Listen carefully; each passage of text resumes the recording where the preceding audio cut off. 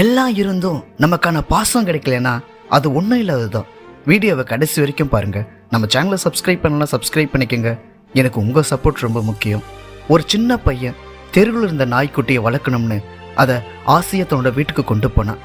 அதுக்கு சாப்பாடும் கொடுத்தான், பத்திரமா பார்த்துக்கிட்டான்.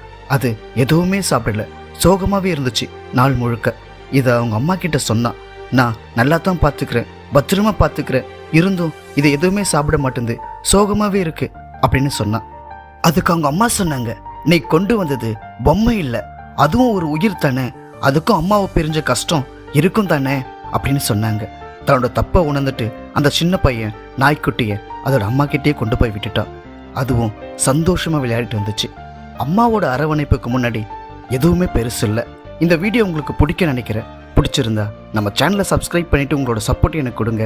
எனக்கு உங்கள் சப்ஸ்கிரைப் சப்போர்ட் ரொம்ப முக்கியம். தேங்க்ஸ் ஃபார் வாட்சிங்.